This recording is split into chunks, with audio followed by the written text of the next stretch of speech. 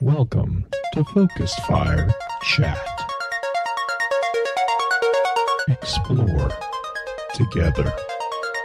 Welcome back for episode 92 of Focus Fire Chat, recorded live on July 13th, 2017 on twitch.tv. Big shout out to the live chat here. Thank you so much for spending your evening with us. This is your host, Blue Crew 86. Alongside me, we have the man who has been said to have the voice of the flower and is really, really good at breaking technology, Justin Sane 0516. Justin, how have the drops been for you this week? The revolution will not be televised and the flower shall not be silenced. I'm doing great. I haven't got to play much of anything, but I got my preload on when I got home from work, so that was good. Nice. All right, Mel is out due to work, and you know that cosplay stuff that she does, so be sure to let her know that we miss her over on Twitter at The Wind of the Stars. And from the depths of the madness-inducing mind naps, we are joined by our favorite Gunter, the one and only Green-Eyed Music Lover. Green, hope you're doing well. How's your week been going? Good. I kind of had the whole thing of trying to get everything down data. That was a mess and a half, but like Justin got that figured out, and now I have two wild animals in the background who decided that right now is a great time to start playing. But it's been good. It's been good. Okay, we've been good for a while, but Mom just started the podcast. Attack. It's time to play. It's time to play. There they go. Oh man. All right. Well, let's run through the intro real fast, and then we'll jump right into the conversation. The topic of today's chat is going to be a look at the updated lore of the Cabal Empire. I asked Green to put together a high-level summary of the topic, and this is what she had to say. The Cabal. This is a warrior people, and they lay out their fortifications along ancient principles and time-tested strategies. Although, a ghost couldn't figure out the sense that lies behind it. There lies a vast empire behind these creatures, many star systems away. Some pledge allegiance to that far empire, obeying their ancient marching orders. Some do not. They disagree among themselves about the answer, but to mutiny. To be like Valistraag, who took his broken legion against the reef. And failed. Failed utterly. But to them, duty is victory. Mutiny is worse than death, even if death seems certain. This is what we know as Ghaul approaches us as we unknowingly become complacent. Before we get into that, however, I do have a few housekeeping notes. In our last chat, we took a look at the city festivals. If you missed that and have any interest in hearing our thoughts, please be sure to check out the new www.focusfirechat.com for archives of all previous chats, links to the other aspects of Focus Fire Chat out in the internet, and a growing collection of community articles. If you don't mind, please give us some feedback on iTunes to let us know how we're doing, as well as helping us continue to grow. As many of you already know, Focus Fire Chat is a cross-community gathering where the intent is to offer a week-long, in-depth view of a particular subject from within the lore of Destiny and other games. This chat begins every Tuesday morning and runs until the following Tuesday, with topics decided by the group via a poll that begins every Friday and ends on the Tuesday morning of the new chat. Every Friday at around 10 p.m. Central, we get together to stream a recap of the previous week's chat for those who are unable to participate. Please be sure to also give some support to the other podcasts in the Guardian Radio Network, found at theguardiansofdestiny.com. These include Guardian Radio, the first and longest running Destiny podcast on the net, Guardian 1, Ghost and Echoes, which also has the Destiny audio grimoire, and the network's newest edition, a non-Destiny focused podcast, Paragon Radio. Our next chat will be a closer look at the lore of the Blade Dancers. With all that being said, let's go ahead and dive into the information and thoughts that the community had about the Cabal Empire. Lorebot, let's go. Query Grimoire Database. Results found. Displaying on screen. Thank you, Randy. Okay. We're ready. Mm-hmm. That's my bad. I thought I was muted because no one said anything. So what we're going to do right now is we're going to talk about the Cabal champions. Executor, I want to note again how strongly I feel that the tenants do not cover this kind of field work. The real battle is back home, in the heart of the city, in the people of the tower. In any case, as you've requested, I've made a detailed study of the Cabal command structure aboard the Dreadnought. Detailed notes are enclosed, but suffice it to say their normally robust military engine has found itself hopelessly mired aboard Oryx's fortress. Our assaults on Cabal leadership in system have had devastating impact. The Skyburner's Primus is his bond brothers, Valus Ta'ark, Valus Traog, Primus Shaul, and a smattering of lesser Vals and Brackuses, all dead or on the run, thanks to us. In short, I believe your supposition is correct. The Empire will have no choice but to respond. Dun dun dun dun dun dun dun dun dun. I actually, so really, to be honest, our Grimoire card reading this week is actually going to be kind of light because we did, I mean, not to pat ourselves on the back, but we did pretty good on the last Cabal episode and covering a lot of the base and you information. Note this. And you know. Oh, okay, he muted himself. So, but that episode is episode, I believe it was 22. And then also in the episode 64, we discussed the Cabal weaponry just a bit.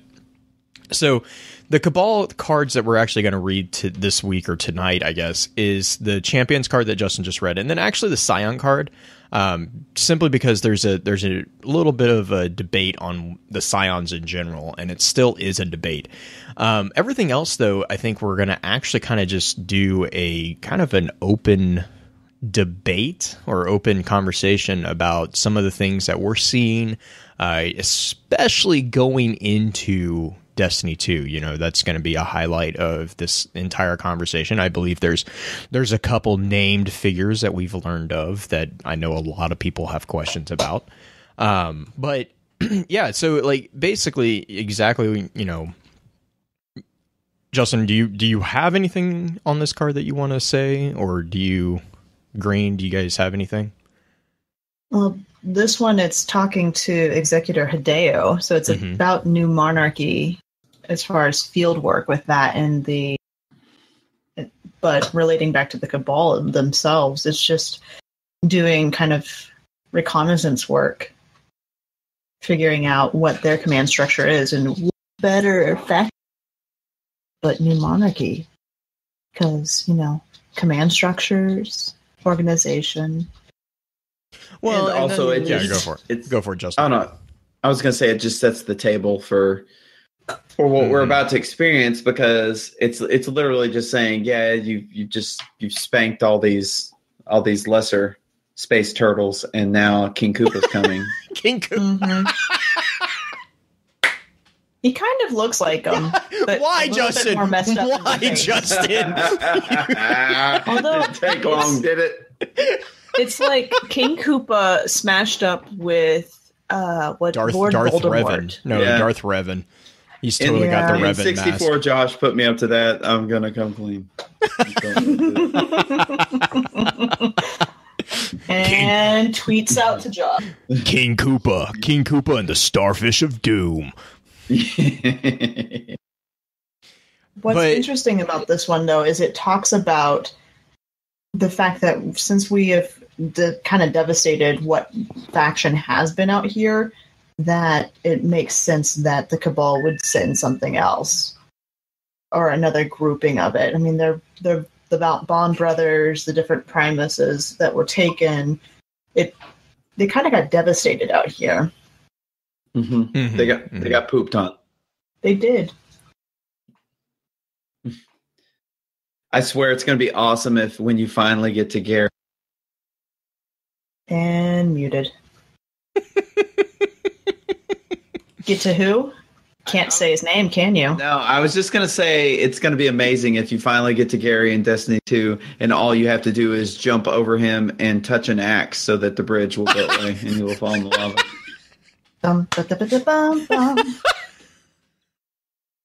And I just want when you pop your super for it to go Only Get a big hammer. Hard. Big hammer. Yeah. Wow. Hammer time. This took quite a Nintendo turn. Oh my gosh. It's the N64 episode. Yeah. Either that or you have to jump on him 3 times. Jump on his head 3 times. Wow. I'm sorry, Guardian. The princess is the speaker is in another tower. It's don't even. Well, that's easy. I don't need him at all. So the other reason I really liked this card is, and Green, I think you mentioned this. It kind of sets up the hierarchy really of the Cabal, and we kind of knew this going in from. Kind of from before, like pretty much we got most of the information from the Cabal we've had for a while. We don't really have the new pieces of information that we have really came from out of Grimoire contacts, like, the Destiny 2 stuff. And then a few of the Taken cards actually did kind of expand on the Primus, especially the Primus and the Bond brothers. I had a question, or I think earlier we were talking about, some people were trying to make the argument that the Bond brothers are, I can't remember. It was something like they were trying to say that the Bond brothers were Primus's sons or something. Like, no, these are literally brothers in arms, right? Yeah, they weren't even brothers to each other. I was about to say, were they military sense? Right? Were they even brothers? Like, were they even siblings themselves? Because they were, they were kind of like this informal triumvirate, which is an interesting thing. But we'll touch on that in just a second. It's a military bonding. It's not a physical. Yeah, well, and that's what I mean. That was my response. Was I was like, no, I'm pretty sure like the way, like just the Primus, who is it to Arn. Or to I can't remember. There's a couple of them. Yeah, but Arn is the one that's taken. Is that the Skyburners you're thinking of? Okay, who wore Thagomizers? Yeah. And so when he speaks of them, we know for certain that they are not siblings at all. I'm almost certain that the other two, what is it, Maul and Tulum? I can't remember who's the artillery one off the top of my head. I can't remember. Maul is the artillery one. Yeah, there's the one that has the mortar launcher, and then the other one that has the punchy fists. Which one? Which one of the Bond brothers it is? To learn, yeah. So Maul is the punchy one, and then to learn is the I have a mortar on my back. They're also, I don't think, brothers. I think they're all. I mean, and I'm just saying this. There is nowhere in the Grimoire where this is actually said either way, but the way that it's described and the way that they talk to each other and the way that it's kind of just portrayed, there is no sibling there. That is just literally, I mean, think about these creatures were in the trenches together and they formed a brotherhood. They are family through the strife and the chaos that they've survived together. But the other thing that this also did was this actually presents the kind of the hierarchy too. We also see that you have some lesser Vals and Brackuses, which is separated from the Valus and the Primus. So the hierarchy that we kind of have here is, and actually we now know who's at the top, which is the Dominus, which if you follow the naming meanings here, kind of makes sense. So you have the Dominus at the very top, then you have kind of below them is the Primus, and then you have the Valus below that, and then below that you kind of have this equal ranking, it seems, between a Val and a Brackus. And so this is where you get those Cabal champions, those named Cabals, the yellow bars basically, those are actually titles. Those are not first names. Those are actual titles. And so that's where you get it. And then also you see with some of the ones, let's see, the Broken Legion has titles, but you'll notice on their cards that they're actually called out as not being recognized because they were mutinied. Or they mutinied against the Empire, which is a big deal with the Cabal. And we actually have a question that was really, really good on that exact topic. I think that was kind of the reason I like this card. I don't really have, and then obviously you're right. It leaves the door open for the entirety of Destiny 2 because we killed everyone. Mm-hmm. They kind of need to send reinforcements. The fortification is empty, which is not a bouncy. I mean, it's not a bouncy castle, Libby. No, it's not. It's a fort. You don't hold down the fort. You hold the fort. Libby. Shaking my fist at you. He's not even in chat right now. I know he's not in chat, but I promised him that I'd shake my fist at him on the podcast. Mm-hmm. I've held down a dance floor, and I've held up a wall. But yes, I feel what you're saying. As I know we went over it during the Cabal episode, but the actual titles are not. We always talk about how the Cabal are types Roman-esque, but the titling is not Roman per se. It's pretty close. Not all of them. Val is not one of them, though. Val is. Where did my notes go? Hang on. Val, I can't remember. Val Primus is, and Dominus is definitely. Right. There's different variations on it because you have Adel, Augustus, Caesar, Censor, Centurio Primus, Comus, Demysticorium, Consul, and then it just keeps going on and on and on. What was that? What was that one? Wait, back up. Consul. Mm-hmm. Mm-hmm. Okay, continue. We're going to get into it. Speaking of getting on and moving on a little bit, do you want to jump into the Scion talk? Yes, and actually the Scion card actually presents something very interesting, and I know a lot of people have picked up on this. And again, think Romans, and then, yes, Green, do you want to grab the Scion card? Mm-hmm. There is no higher warfare than deception. Scions are smaller than all other Cabal morphs, and may be an unrelated species. Hyper-intelligent, fast, and unpredictable, they possess strong psionic capabilities, including the ability to emit disorienting and deadly psychokinetic arc blast. So, Cabal first off, morphs. yes. Oh my gosh, the possibilities that opens up is really cool.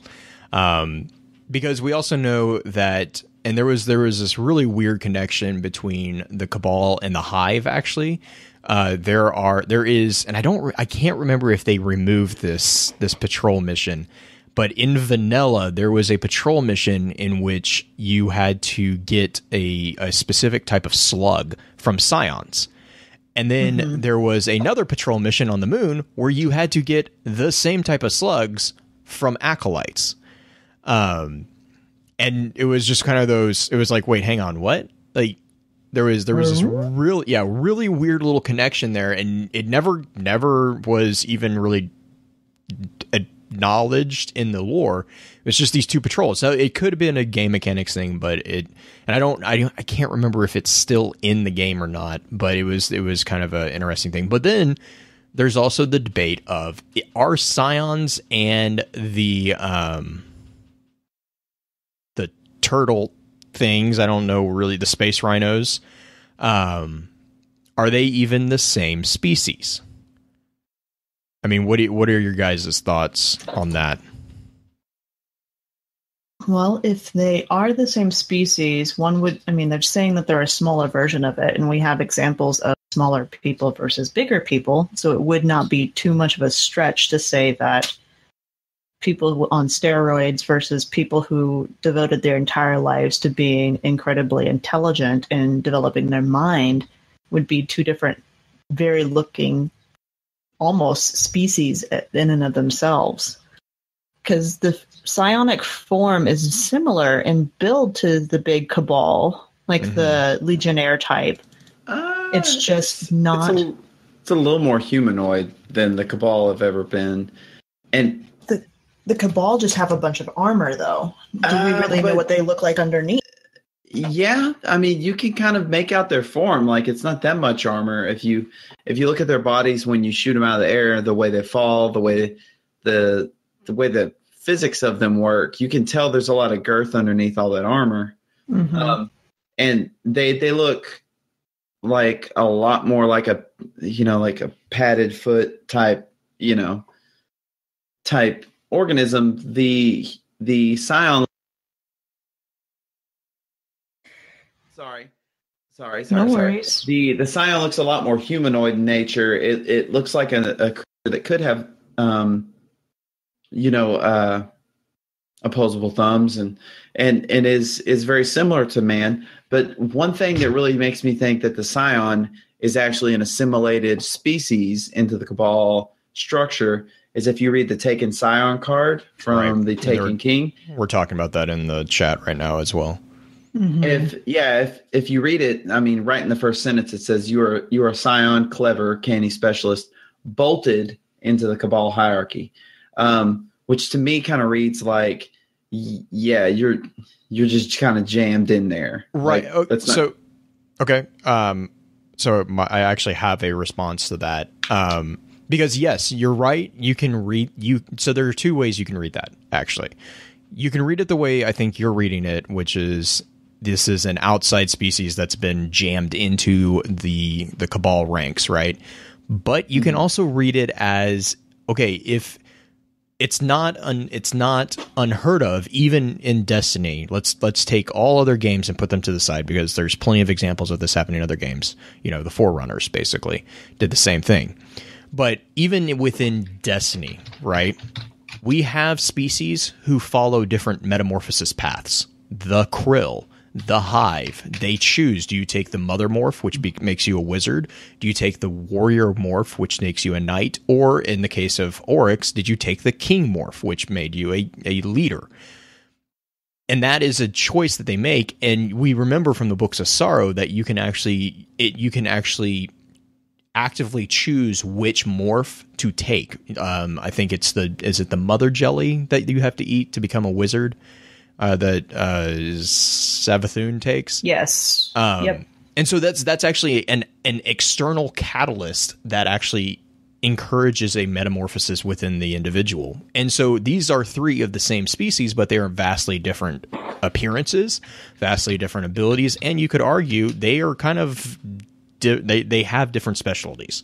The Scion could be the exact same. The fact that they recognize that as a smaller Cabal morph makes me really think that it is actually the same thing as a Cabal Legionnaire. This is just my personal opinion, but you can also say that it's not saying bolted into the Cabal society. It's saying bolted into the Cabal hierarchy, which has always been something that irked me. When I was doing a lot of look at the hierarchy from a military standpoint of the Cabal, the Scions don't fit into any part.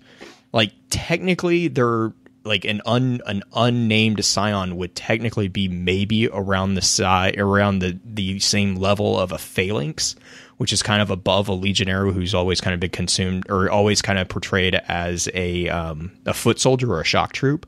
Or maybe even a Colossus, which kind of is right below the Centurions. So, like, the Scions don't really have a place within the hierarchy. They are literally bolted into the hierarchy. We know from the Ice Reavers and the Scion Flayers that they are actually specialists that are assigned out to different detachments. The Ice Reavers, for example, are actual basically special security forces for the Cabal detachment that they've been assigned to, which is why they are in the Dust Palace. And so, with that being said, they're kind of, the Delta Force of the Cabal military. They don't really fall within anything. So that question there is that talking about bolted into the military hierarchy or bolted into the actual Cabal society? Green, yeah, into the caste. Right. And you're like, but again, you can read that either way, I think. Green. The problem is that the card itself is ambiguous, which fits just Destiny in general, because it says scions are smaller than all other Cabal. Yes, it's the same. It's considered, we lump them all together as different morphs, but it also says, and they may be an unrelated species. So I would say, looking at all the cards and everything that we have, it's very likely that they're a completely different species that's been assimilated, but it does leave it open to where they could literally said a different morph of the Cabal type, the phenotype. Yeah. And I mean, and the other thing is like, you have to, I mean, I think the other argument that I would make here is that the Cabal are, I don't think anyone's going to argue, the Cabal are a militaristic race. They're all about might. Well, that's not necessary. And the thing is that's not necessarily always going to be physical might. Again, pointing to the Scion Flayers, they can move planets with their brains. That is pretty powerful. And I think that is a nod that the Cabal don't necessarily just respect physical might. They actually do have a value that they place on intellect as well. And we know that they are very good at assimilating things. If you look at anywhere on Mars, which is where they're mostly based, most of the tech that they're actually using is actually our tech from the Golden Age. Mm-hmm. That they have assimilated into their network. And I mean, geez, just go read about the Cabal Shield.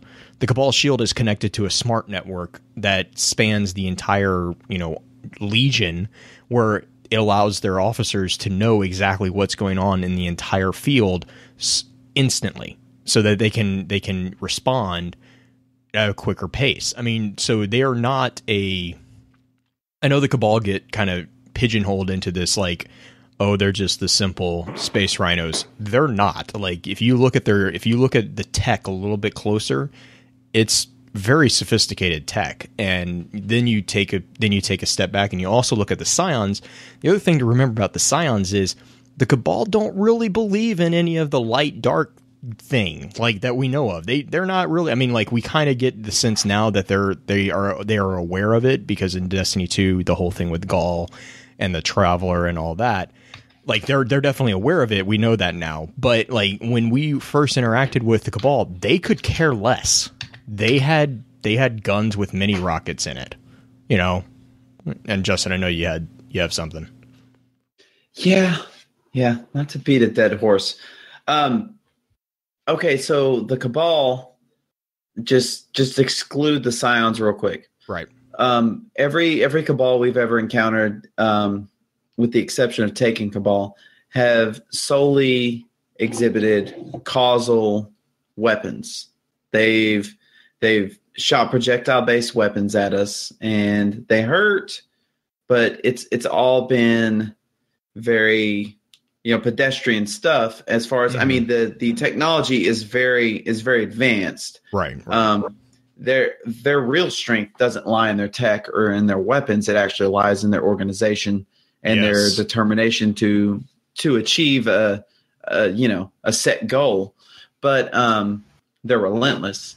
But the Scion really doesn't fit that mold. They are weapons in and of themselves, much like a Guardian is. They have psionic abilities that we don't fully understand. I do believe that all of their blasts are arc. Is that correct? Depends if they are, because you have the solar and the blade ones too. I was about to say the ice Reapers have different elements. Or not the Ice Reapers, sorry, the Flayers. The Ice Reapers are the detachment. Yeah, the Flayers. So each different element of Flayer has a different. But right. The rank and file Scion that you encounter is story missions. I think is an arc. Yeah. Okay. Mm-hmm. But there's a line actually in the Taken Scion card that really the flavor of it plus the statement about being bolted into the hierarchy just really makes me think they're an assimilated enslaved species, which is it says okay, nothing will enslave you ever again. Now they could still be the same species. They could, it's we enslave our own species all the time on this planet. Right. Just because it says that doesn't mean it's not. It's just kind of the flavor of it leads me to believe. And no, also that's a good point. That's a really good point, actually, Justin. Yeah, the discrepancies not only between body types, but also between nature of their behavior and their tactics and kind of just everything leads me to believe that this is an assimilated culture. I could be wrong. No, and I mean, again, given that they are based off Rome, like they are obvious. I mean, I would probably put 100% that these guys are based off Rome. Like, I don't think anyone's going to. Oh yeah, there's no. Yeah, good there. Yeah, and so like, no, it is nowhere. It's nowhere been like we based this off Rome. But based off that, if you look at the way Rome created its own military, either case is possible because they inscripted their own people, and they also, when they would conquer a territory, they would put into service the people there as well. And so it's both of them could be the case. And Green, I know you pulled up do you have the flare? Did you have something on the flares card you wanted to talk about? It's just the fact that they're talking about them as weapons rather than troops necessarily. I just thought that was interesting because the very first line of the Scion Flayers card is somewhere among their forces, the Cabal hide one of their most powerful weapons, the Scion Flayers. I mean, the fact that they're treating their troops as just weapons in and of themselves, kind of war of attrition, you can get rid of them kind of thing, makes me feel it's that degradation of they're not necessarily people, they're a number type thing that a soldier tends to get into when you have lots and right. Definitely reinforces that. The other thing is, I don't know, as far as the classic Roman training, when you're inscripted in the military, it happens at a young age. I do remember that. Mm-hmm. But do you get filed into different types of military training based off of your natural skills like we do today? No. Well, no. I mean, it's kind of, so the thing about Roman military that you have to, remember is that the Roman military for Romans, not necessarily for people who were not Romans who were in the Roman military, but for Romans, it was a political move.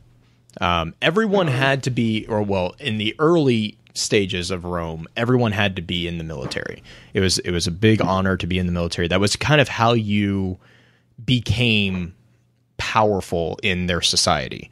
That over time decreased, which is actually arguably one of the reasons that Rome kind of went into the slope that it went into. But because they started hiring out their army instead of supplying their own army. And so when that hired army decided, hey, we don't want to be your army anymore, they didn't really.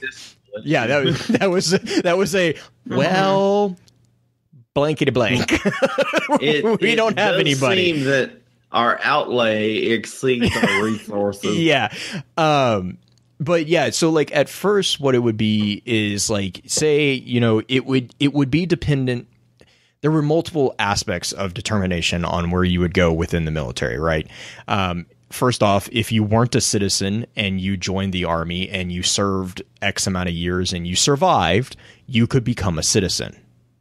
So you proved that your loyalty was to Rome, you became a citizen of Rome, and that allows you to, become fully invested in this society. If you were already a citizen and you joined the Roman army and you were not a member of the higher echelons, then you would probably be put into, the rank and file, like a regular squad. you also probably wouldn't have the money to pay for, because you had to pay for your own supplies as well. You had to bring your own armor, bring your own weapons. That was all on the individual to supply themselves. So that's why your equus, your mounted forces were usually higher. That was where that kind of tradition from the nobility being knights. That's kind of where it had already kind of been there, but that was kind of where it got solidified within the Western culture, especially, was because they were the only ones who could afford horses and the armor to go with it. And since the Romans weren't paying for their own, it wasn't really until I know Caesar provided horses for some of his forces, but that was because it was a trade with it was a political situation in which he took horses from an ally, gave it to another ally to get both allies to side with him against another enemy of his. And that was but that was very rare. It wasn't, you didn't usually get equipment given to you. You either found it or you bought it. So and it was also a way to elevate your family, which is another thing you have to remember about Romans. Romans were all about family prestige, right? That was the thing, was how far can you push your family up the chain? Like, how far can you progress? Because as far as you progress, that's where your children would start, and then they could push it further. And a very good thing to see in a Roman thing, or a Roman family, was a lot of Romans would have a room in the house dedicated to their ancestors, and it was basically a room full of molds of their dead ancestors that had been pressed in wax. And, Caesar grew up in this, and this was kind of the argument that a lot of people make, is Rome was a breeding ground for extremely competitive people. It was iron sharpening iron all the time. And that was the culture which, when with the Roman Republic, I mean, even from the first days of Rome with the Etruscans and the Celtic, invasions and all that, that was always there. They were always competing against each other as much as they were competing, outside of Rome. So when you apply that to a military thing, that's when you start seeing a lot of this competition actually getting physical as well. And that's where you kind of get in Green, we were kind of talking about it a little bit, but that's where, especially in regards to the email here, or one of the emails that we had, that was the important question on who is the army allied with. Is it allied with the city-state, or is it allied with the throne, or is it allied with a particular general who says that enough is enough and he's going to take down the Republic? Which he did. Right. Well, et tu, Brute. Yes. Anyway. Calm down, Shakespeare. Getting into... I love Shakespeare. No, I know. That. Anyway, moving from the hierarchy of the society, of Roman society, let's try to move back into the Cabal society, themselves, and talk about Ghost Fragment Cabal. Yeah. A little bit. So, and I'll take this one, and then I'll take actually both of these, because I'm not going to actually read the full card. There's just a segment of the card that is kind of important in regards to the Cabal Empire, and that is pretty much the ending. It says, there is a vast empire behind these creatures, many star systems away. Some pledge allegiance to that far empire, obeying their ancient marching orders. Some do not. They disagree among themselves about the answers. I wish arguing Cabal on no one. They slam their plated bodies into each other with horrendous roars. Intelligence gathering has never been so painful. Poor Ghost. So yeah, and that it's just, again, this is Ghost Fragment Cabal. This is one of the cards that we had, way back at the beginning. So we kind of had the seeds of this entire situation in the Bungie fashion had been planted. And then that brings us to Ghost Fragment. Oh, no, go for it. Did you have something? Did you have something? Okay. Sorry, I thought I heard someone. That brings me to Ghost Fragment Cabal 2, where there is another segment that says, and, Green, you kind of had this in your summary a little bit, says, there is meaning to the structure and layout of their buildings. This is a warrior people, and they lay out their fortifications along ancient principles and time-tested strategies. I can't figure out the sense of what lies behind it. I would need 10 times the computing power for inference calculations, but I know it's there. I can intuit. It's like an open hand ready to squeeze into a fist. A threat, a gesture of power. For all their might and strength, for all that they have dug into Mars and flung up battle walls with the bureaucratic grimness of conquerors, I suspect that they are fleeing from something. That within their hard shells and thousand-folded shields is a sharp seed of terror. But of what? Does something follow them? Should we fear it too? I thought this was the most interesting card. Right. Because out of all of them that we're going after. Yeah, and the reason why I find this very interesting... So there's a couple options that Bungie has. And, I mean, honestly, we're going to have to wait until we get the full story of Destiny 2 and, the Red Legion. But the first question that comes to mind when I read this card is, do these detachments necessarily ally themselves with the Red Legion? Or are they... like... Who do they ally with? Because if something, and again, Bungie could kind of soft retcon this out, but I mean, the fact is, if something's following them, well, the only thing Ghaul is chasing something. He's not running from something, right? You don't know that. Well, okay. No, I kind of do. I mean, he is in fact chasing something, but you don't know if he's not acting proactively in light of events that are on the other side of him. True. And okay, I see what you're saying. So one of the things about the Cabal is they've got to strike us on our fronts as being kind of splintered, not that big a threat. It hasn't been that big a concerted effort up until this point. And I think you can attribute to that to the vastness of the space between them and their home, because the farther a fighting force gets from what they're fighting for, it's hard for them to keep those ideals in place. And at some point along the line, you start fighting for each other as opposed to fighting for the empire or, some sort of autocrat or any kind of abstract thing at home. That's the only thing that's real for you is in front of your face. That's evidenced in the Bond brothers. They'd follow the Primus wherever. Right.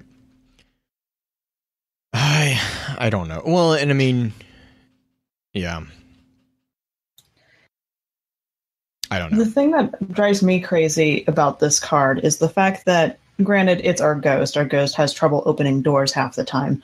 Well, a Ghost. But a Ghost. Mine doesn't. You're just special. But the idea that the Ghost can't comprehend. The Ghost has an amazing amount of computational power behind it. It knows it can open things, obviously, as far as us experiencing it in game, but it actually has a lot of storage type powers where they can relate and reference things very quickly. The fact that it cannot decipher the societal structure makes me wonder if it's Roman-esque. Roman society is actually pretty easily structured. It's difficult to understand, but only in so much that it's political, that everybody's always shifting. Not necessarily that the structure itself is hard to follow. What do you think, Blue? I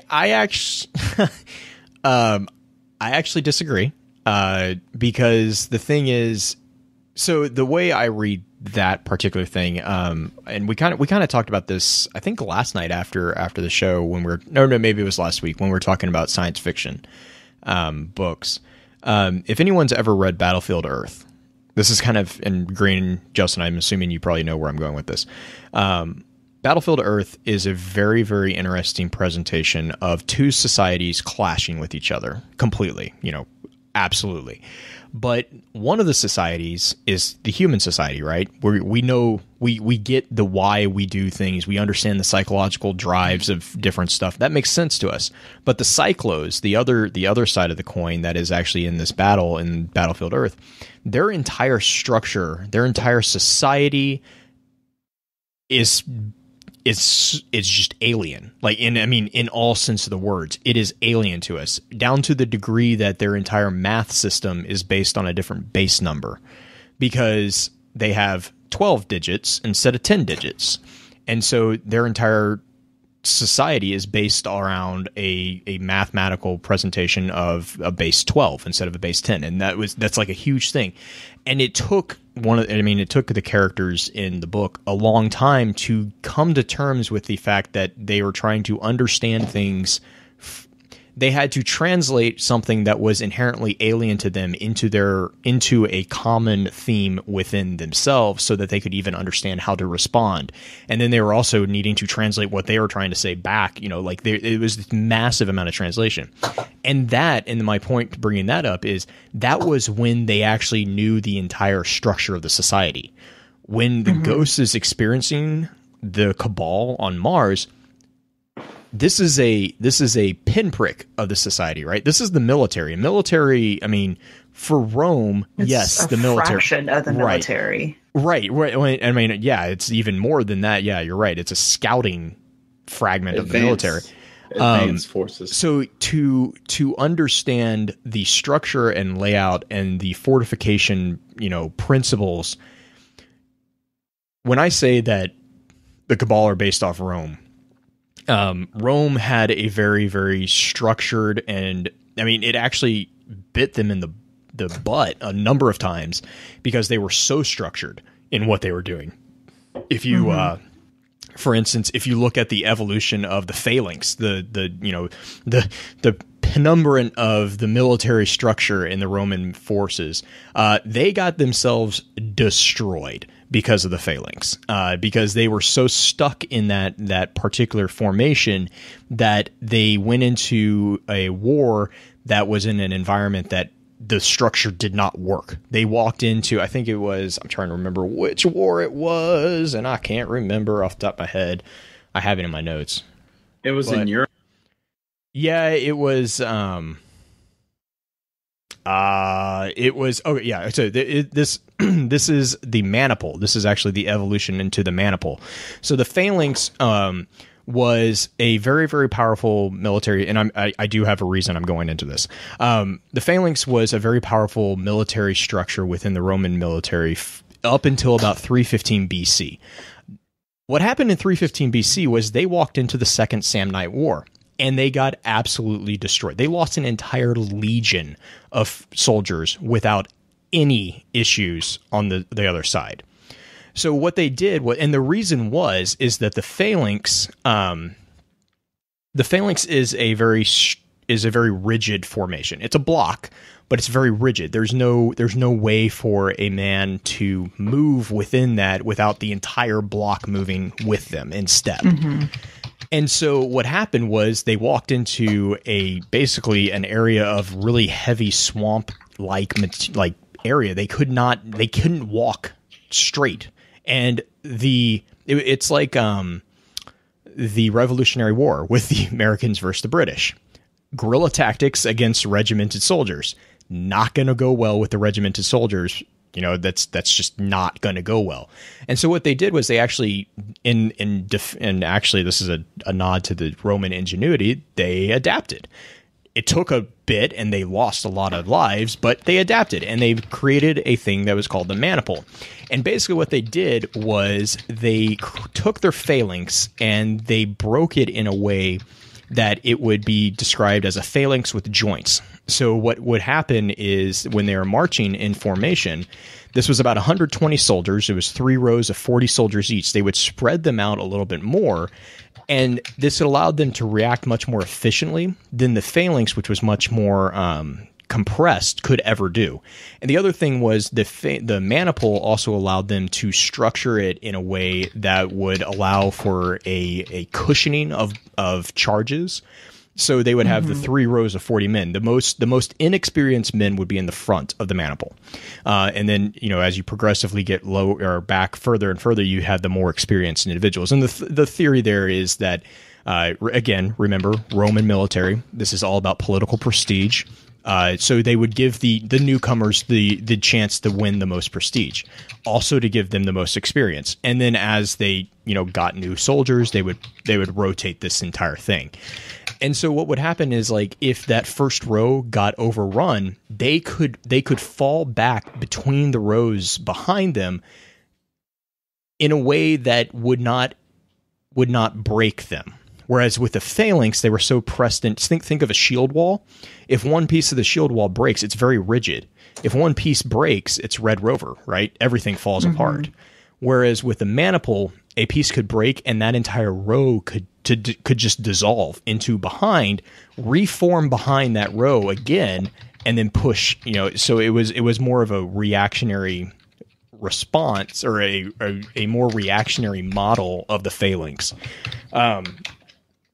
That's all to be said.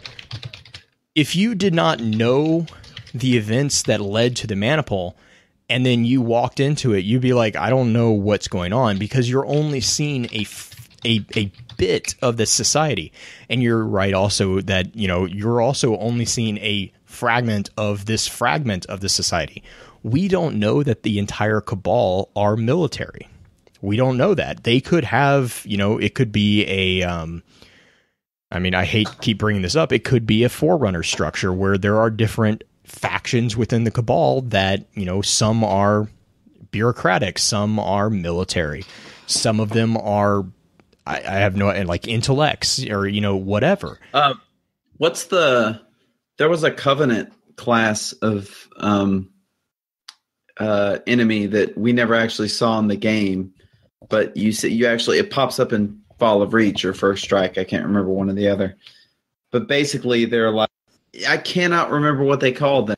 What did they do? They were basically investigating Forerunner tech, and they were kind of floating. The engineer, Hergox. Yeah, yeah. So basically, those things are amazing. Well, my point was, I bet there are a bunch of different morphs of Cabal that we haven't seen, that aren't necessarily what they would put out on the front lines. Exactly. And my argument. Oh, sorry. Go for it, Green. Okay, so the thing that drives me crazy, though, is that, I guess, to me, it just makes me feel like our ghost is really, really dumb. Because I can see the fortification system that the Cabal have, if you go on to Mars and you go to that base that you have to break into some of their different bases, they have different areas where shields are layered, to where if one shield breaks, you can fall back. Just like in what you were talking about with the Legion, how they have different ranks and how they can fluctuate. If one piece of it breaks, not the whole thing breaks, but they can fall back into something else. It seems so intuitive. And it used to be an ancient principle that Golden Age, yes, a lot of Golden Age tech fell. A lot of history is gone, but it seems so simple. Right.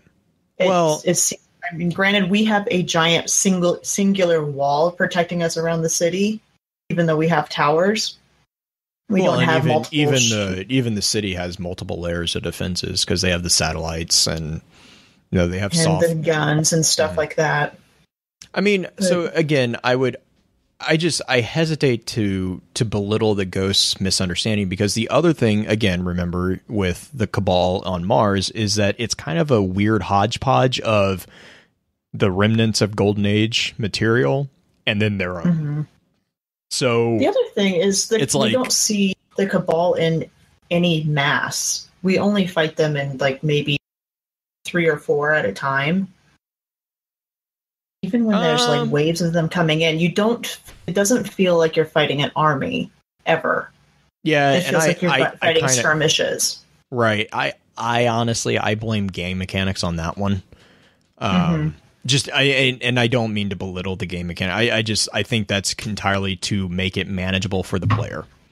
Because I think if you actually saw a full response from, I think that's just mechanics. I really do. And then there's also the fact again that this is a scouting region, right? Or this is a scouting legion, so they might not that, and they're not moving in force at all. Right. They're literally guarding different zones and. Right. And I mean, that brings us kind of to the different detachments too, right? I mean, because we have detachments in the Cabal ranks that are entirely dedicated to just protection. For example, the Blind Legion, their entire functionality is literally just capturing and protecting Vex technology. They are actually not going after people. They will defend it, but they are usually not going to be just wandering around. The ones that you usually find wandering around are like the dust giants or the sand eaters. Usually the sand eaters, but usually it's the dust giants. Sorry, I got that backwards.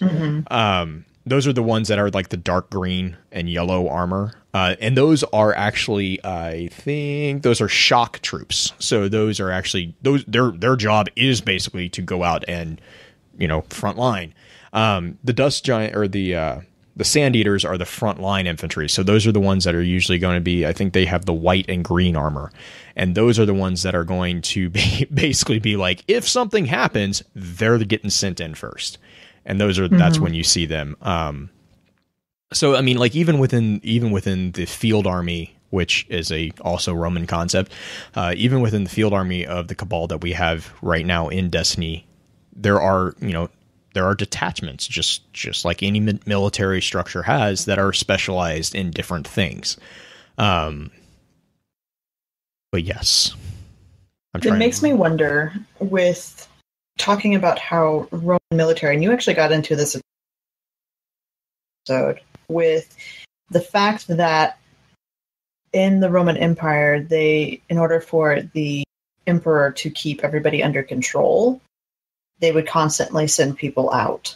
Yes. Yeah. It's a very common occurrence within a lot of actually in pretty much any society, especially societies that are based around conquest. And this is actually it's actually more easily seen within medieval Spain, because there was an entire segment of their population that literally only knew how to fight. And Rome, like later Rome, this was very true for later Rome, but Spain is something that a lot of people are very familiar with, and that's the conquistador.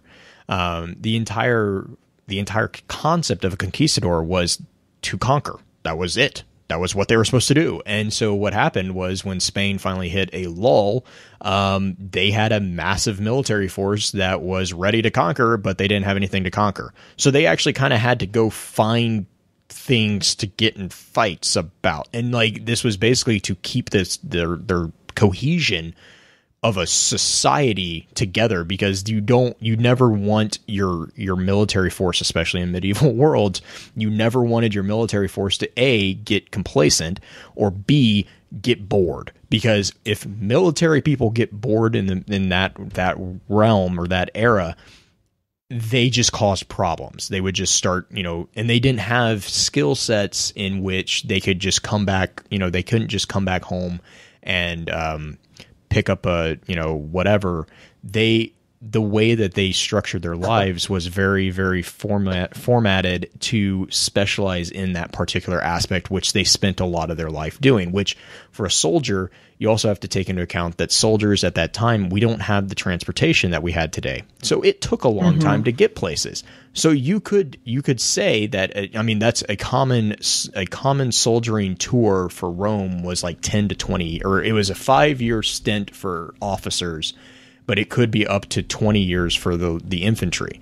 And in that time, they could be, also depending on what era of Rome you're looking at, that could span, 20 wars. Rome never had a moment where it wasn't at war with someone. And the problem, and that was a good thing, but it was also a bad thing for Rome. Because what eventually happened was they got too large and they started to hire out their soldiers, or the soldiering. And then what happened was, as they found, oh, well, this is really easy. They just kept hiring. And then what happened was you started to get the complacency very close to the heart of Rome, which was actually in the Italy area in Rome.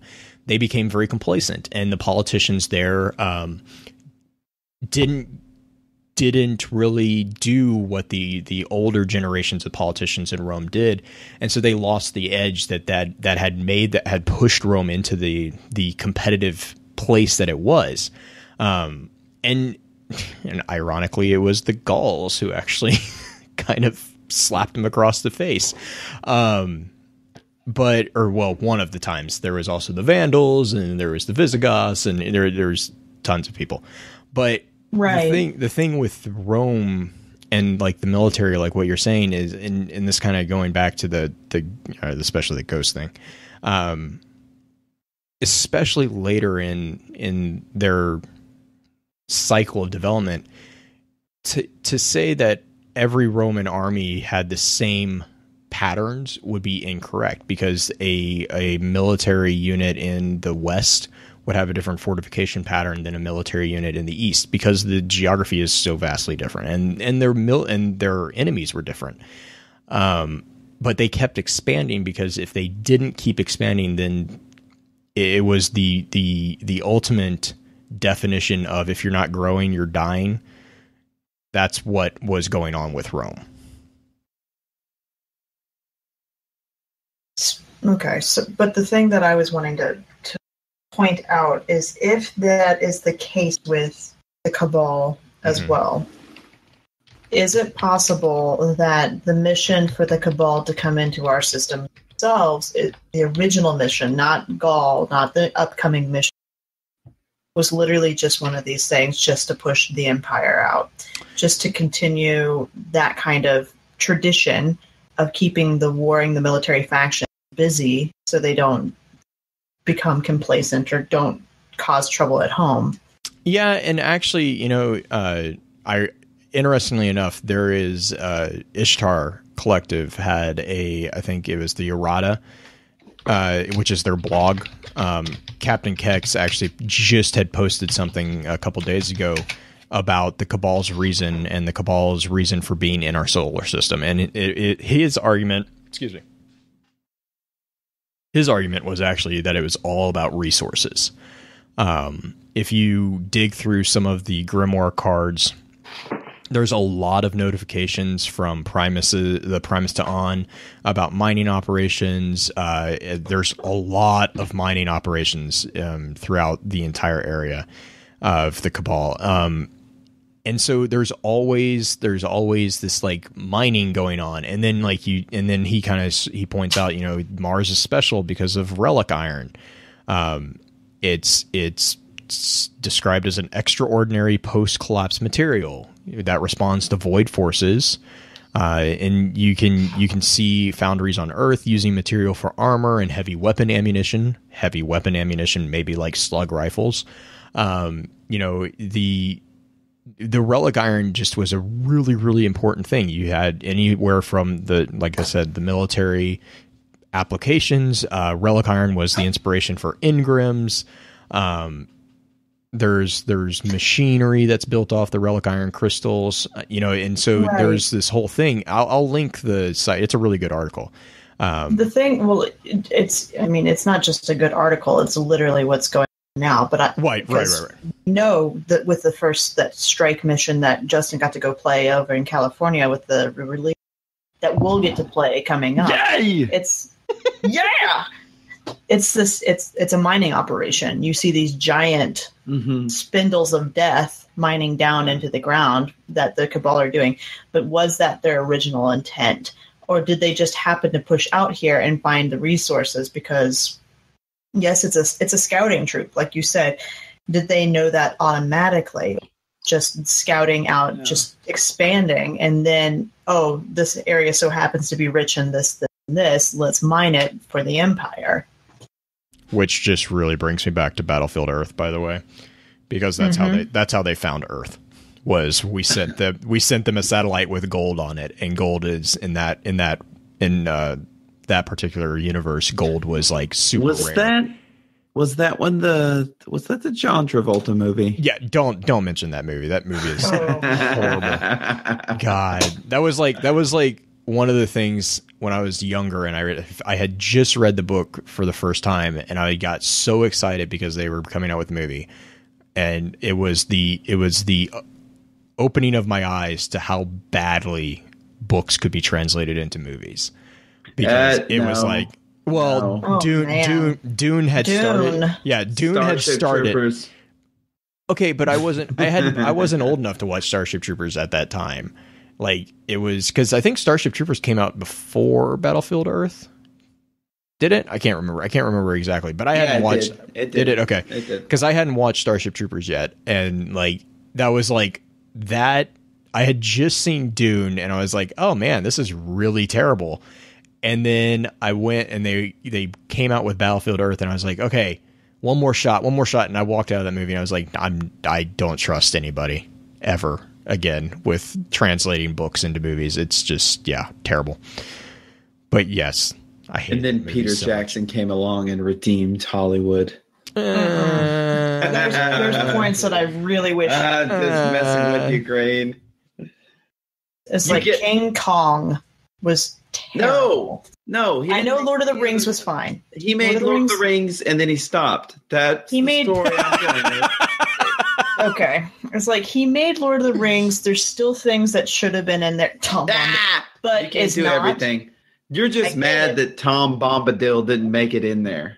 I am mad. He's the coolest character in the entire series. Just a side note. Yeah, just a side note though.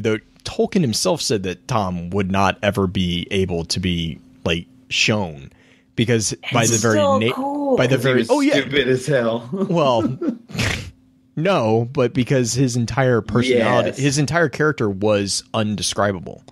Like that was the point of his character was. But anyways, Cabal. Anyways, moving on. Cabal. Back to the Roman military. Consul. You didn't say Roman military. You said Cabal. Right. So you want to start with the political situation? Start with Consul. Yeah, because politics is fun. Oh, we know. Okay. So, you want to go or you want me to go? Let me do a quick. I found a really nice condensed version of what Consul stands for. Cool.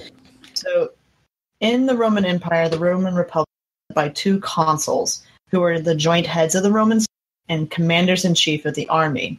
They were elected only for 1 year and thereafter could not be re-elected again for 10 years in order to prevent any form of tyranny.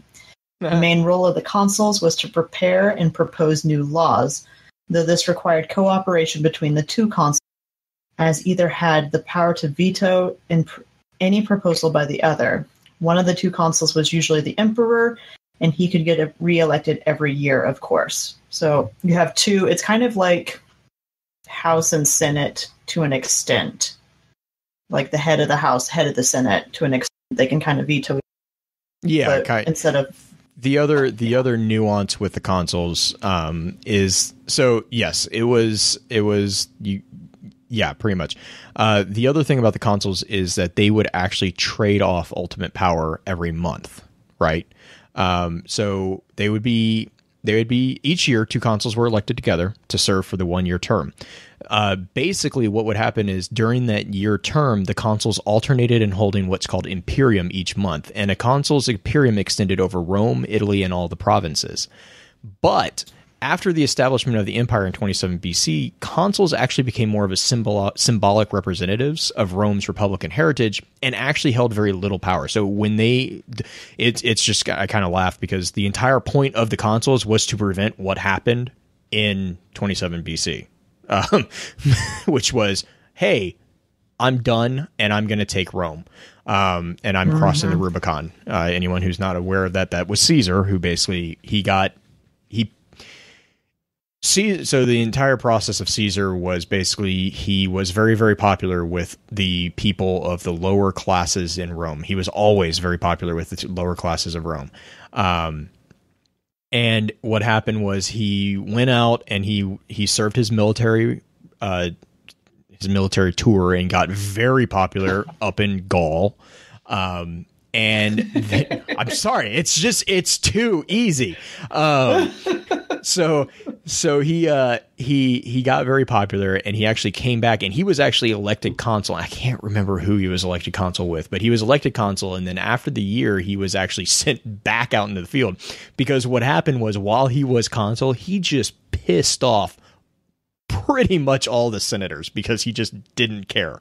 Like he just didn't care. He didn't like them. They didn't like him. He was very just, he was Caesar. And so in response, as soon as he was no longer consul, they kicked him back out into Gaul for another 5-year tour. Well, at the end of that 5-year tour, they were like, you know what? You just stay out there. You'll just stay out there. That's fine. Well, he kind of was like, yeah, F that, and came back. And that's when that entire situation happened. But yeah, that was, if anyone's ever interested in that, there's a really, really good, and I just lost the name of it, the podcast that I'm trying to think of. About ancient Rome? Yeah, it's about ancient Rome, and it's a fascinating. It's the same one that he was the Wrath of the Khans. Oh, okay. Anyways, I can't remember it. I will. I'll link it. I'll link a link to the guy's website, because I'm sure I'll remember it by the time I do show notes. But yeah, he does a really, really good quick run through of the rise and fall of Rome, the Roman Empire, basically. But yeah, so consul was an elected official, which is kind of an interesting name for someone who is coaching someone who's not an elected official, which brings us to Dominus Gaul. Green, do you want to spearhead that? Which aspect of it? Just who he is, who he is. Do you want to talk? So, like, okay, so here I'll Gary. Gary. So you have the rundown on the show notes. Okay. Guy. But as far as like the Gauls in ancient history, or like who he is in Destiny, is what I'm asking. Let me just make the segue here. So consul, like Green was saying, the consul was an elected chief magistrate who ruled jointly over the Republic of Rome. The position went away. Well, it didn't go away, but it lost a lot of its power once the Roman Empire took place. Now, with the Cabal, the connection here is that the Cabal are already in an empire state. Like, they already exist in an empire as far as we know. There is an emperor. I'm gonna come back to that in a minute, because there's a very interesting difference within the title of the current emperor and the previous emperor. The consul is I think it was Noseworthy that was talking about the consul is kind of the coach on the sideline that's kind of driving Gaul's actions. And it kind of seems like he might even be almost, if you can even stretch it this far, almost a father figure to Gaul. I can't remember if that was what he was, if that's exactly what he said, but that's kind of the feeling I got. Go for it, Green. As far as Roman interactions between military generals and stuff, the heads of the military are kind of father figure in general to the lower ranks. You see this in even the Catholic Church. We call the priest father. That comes out of some of the Roman societal stratifications that happen. But Gaul being the character that was kind of an underling of this particular consul. Do we have a name for this consul, or is he just consul right now? Is it as just far like as we know? No, as far as we know, he is just the consul. The other small thing that you have to keep in mind with the consul is that after, like, another thing that they would do is the modern definition of consul is actually an official appointed by a government to live in a foreign city and protect and promote that government's citizens and interest in the foreign city. Consulate. So, yeah, exactly. So I've seen some really fun theories about, oh, the speaker is the console. I'm like, that would be really funny, actually. I would get a kick out of it, but yeah, but it doesn't make any sense. I don't think it makes any sense, but I did as soon as they said that it was the console, it was like, oh god, here it goes, and they did not disappoint. So that would make Tower North the Cabal consulate? Yes. Yes, it would, but it would be a subversion of, so technically, I mean, okay, Cabal in and of itself, and I posted this in our private chat. You talked about it before. It's literally a secret political clique or faction. So it would be amusing for the speaker to be the consul. Because then he would be an actual Cabal. He would be a Cabal unto himself. Would he be a scion? Yes, that's what I was going to say. Is that's why we don't actually hear him speak a lot, is because he doesn't want to give away that he's a scion. Terrible. I mean, Tolan might have been onto something there. Oh, what if God. Chat? What if Raul is the consul? He does. No. We don't know where he's at. Oh man! We don't know if he's alive or dead.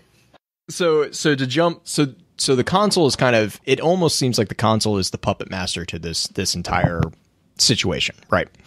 At least right now, that's kind of what it is.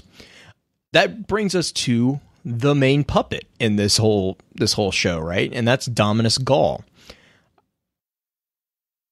Okay, so first off, let's just take his name, because once I get into the title, it's going to get kind of wonky. Ghaul, there's a very, very slight chance that this is an allusion to Ghaul. I'm kind of on the fence whether or not I even really agree with this. There's a lot of really fun little conclusions that you can draw from it, though. So I'm going to just jump down this rabbit hole real quick. Gaul was a region of Western Europe that basically encompassed present-day France, Luxembourg, Belgium, and most of Switzerland, northern Italy, and some parts of the Netherlands and Germany on the western banks of the Rhine. So it was a very large area. During the 2nd and 1st centuries BC, Gaul actually fell under Roman rule. It would remain under the control of Rome for 5 centuries. Interesting note here is that at the time of the arrival of Caesar, the primary deity worshipped was Tutats, which was the Gaelic equivalent of Mercury, who was the patron god of many things, including travelers and thieves, as well as being a guide of souls to the underworld. Caesar actually went further and identified the culture's ancestor god as Dispater, which was also known as Hades or Pluto in Rome. The interesting connection that I made here, though, is that if this is an actual nod to Gaul, and this is a stretch, and I preface this with it being a stretch, but I like it. If this illusion is at all correct, the quote from Gaul that we hear in the trailer becomes even more intriguing, because what he says is, you've merely forgotten the fear of death. Allow me to reacquaint you. That line from the... Right? If he's a guide of, just think about that. The Gauls were their ancestor god was identified as Hades, who is the lord of the underworld, or in some ways death in and of itself. And their primary deity was Mercury, whose main job was basically guiding souls to death. Mm-hmm. He was reacquainting people with death. It's just, and again, I'm going to close that with, that is a stretch. I am completely aware that is a stretch, but it's a fun exercise that I had. Which actually brings me back to the more concrete theory that I have here, and this is the difference between his title and the previous emperor's title. Okay, so we know that his title is Dominus. Dominus is the Latin word for master or owner. As a title of sovereignty, the term under the Roman Republic had the associations of the Greek word tyrannos, which, basically tyrant. And it was actually refused during the early Principate. It actually only became an official title of the Roman emperors under an emperor Diocletian, which is where the term dominate, used to describe the political system of the Roman Empire in 284 to 476, is derived from. So Dominus really means master or owner, and it was always it was kind of always a negative connotation. Unlike dictator, which was never actually a negative connotation until modern cultures. So it was an interesting thing.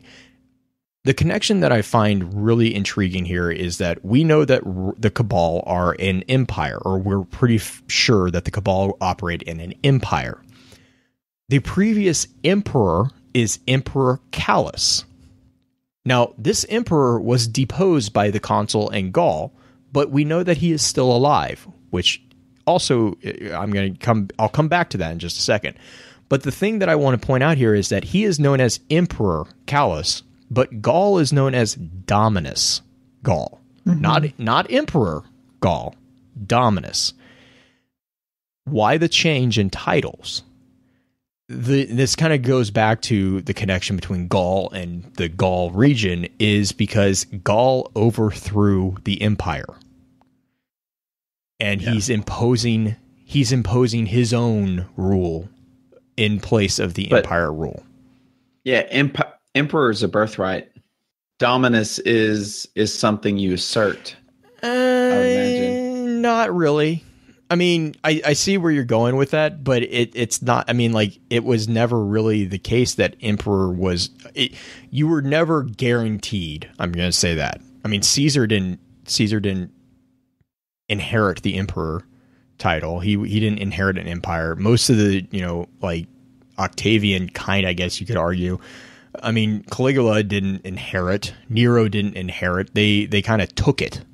So, like, all the emperors of Rome, it's not like a fiefdom. A fiefdom is derived from the same concept, but it's not as hereditary. Like the and we don't know. And I mean, the other thing is we don't know the story of Callus. Which, so interesting thing about Callus, again, another little fine, really big stretch here. If you look at Callus as a variant spelling of Caius, which is actually itself interchangeable with Gaius, because, here's the fun part. The Romanian language spells Gaius as Caius, and guess where Romanian language was prevalent? Gaul. So, if you go that far and follow that line, you have one of the assassins of one of that plan to assassinate Caesar. Yep. Gaius Cassius. Yep. And there was a number. I mean, Gaius. So here's the other thing. Gaius was the second most popular name in ancient Rome. I think. Right. I can't remember what the first one was. I think it was like Octavius. No. Octavius. Quintus. No, it was an L one. Lucretia. No. Lucius. Thank you. I just know Gaius because it's an easier one to remember. And actually, Gaius is believed. This is the fun one. No one really knows where Gaius came from. They believe that it comes from the root of I think it's Latin, gaudere, which means to rejoice. So just a fun etymology lesson there. Gaius, which can translate into Caius, which could be a variant spelling of Callus, could mean to rejoice. The reason there being is that in ancient Rome, the C's and G's were pretty interchangeable. Like they didn't care really. Here's a fun fact that I just read. I've been reading up on Shakespeare during this. There were consuls during Emperor's rule. They're still available. It talked about Caesar's grandnephew, Gaius Octavius Caesar, immediately a resolution declaring the conspirators, including murderers. Yeah. So they still had power, even if the emperor is the primary in charge. They're a guiding power within it, and if the emperor himself was overthrown, they take charge. Right, and that's what I was saying is up until about I think it was whenever Dominus, what was it? 476 or 284, I can't remember. Diocletian, that was kind of when you saw the consulate really kind of disappear. Because that was when you politically, the emperors were like, yeah, we're tired of you like constantly trying to stab us in the back. Because you also have to remember that Caesar was actually part of a triumvirate, right? You know, Caesar is the name that everyone associates with the birth of the empire, but he wasn't acting alone. He had, there were 2 triumvirates. Senate. And then, yeah, I mean, like there was a lot of moving pieces that actually kind of led up to Caesar just being able to kind of move into play. He was in the right place at the right time, and he had the right personality. It was a very fortuitous confluence of events for Caesar. So, I mean, but yes, the consulates were, I think, actually technically, I mean, well, obviously in modern society, in modern cultures, consulate is still alive and well.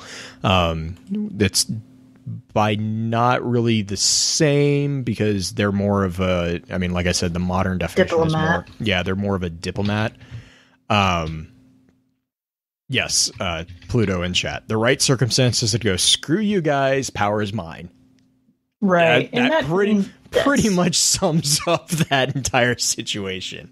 That sums up the ancient world in general, though. I mean, you get to the situation of Gaul was a territory to begin with, and then that territory got broken up into 3 different portions of the territory, and people from those territories literally ransacked Rome first. That was actually one of the reasons it got broken up in the first place, was because they broke. I think it was the Etruscans. I can't remember if it was the Etruscans or it was someone, but it was actually in the early times of Rome. They broke through, like it was like the Celts and the Gauls just basically got pissed, and they just went on they just went and ransacked things. And the Etruscans tried to defend themselves and got overrun, and they went to Rome to try to, ask for help. And Rome was like, yeah, sure, we'll help. And they got just slapped across the face. I mean, it didn't go well. I mean, it didn't. I mean, in 390 BC, they invaded Rome. Yeah. 32 years later, Rome invaded them. Rome got back out of them. The